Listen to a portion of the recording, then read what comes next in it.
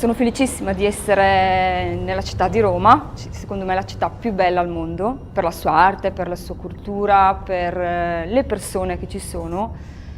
Sono veramente, veramente felice di essere qua e sono veramente felice che l'evento internazionale italiano di Success Factory è stato fatto in questa città.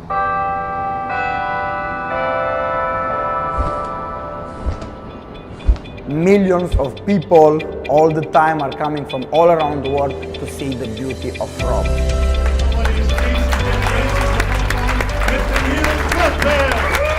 I had so much fun in Rome because I was always excited to come to Rome after achieving it, and I'm just enjoying the training and the event. Very much excited between all top leaders.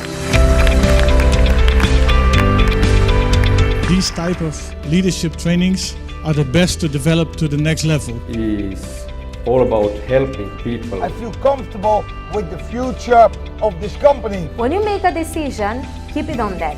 Real happiness is being in balance. It's about inspiring people to become better. We are in control of the technology. We are here for you. Trabajar en distintas partes del mundo, yo creo que eso es un sueño. Learning while you are having fun is the best thing that you can do. And in this industry, you are the stars. El estar en Roma ha sido para mí una experiencia incredibile. If you're developing leaders, you're multiplying your business. Gli eventi sono la cosa più importante quando svolgi un'attività di questo genere, perché soltanto partecipando tu in prima persona attivamente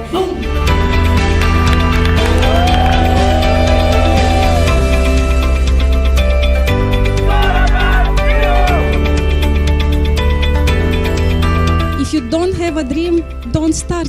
Estar aquí en Roma es algo súper increíble. La verdad es que ha cambiado completamente mi forma de ver los negocios. He estado en muchas capacitaciones, pero esto es algo que va más allá de en lo que ya he estado. Your words, your actions, your team words, your team actions is extremely important. We had so much fun in Rome. It was a lot of learning. All the speakers who were in the stage, they were so inspiring. They gave us so much new information. Lo puedo resumir y que ha sido memorable.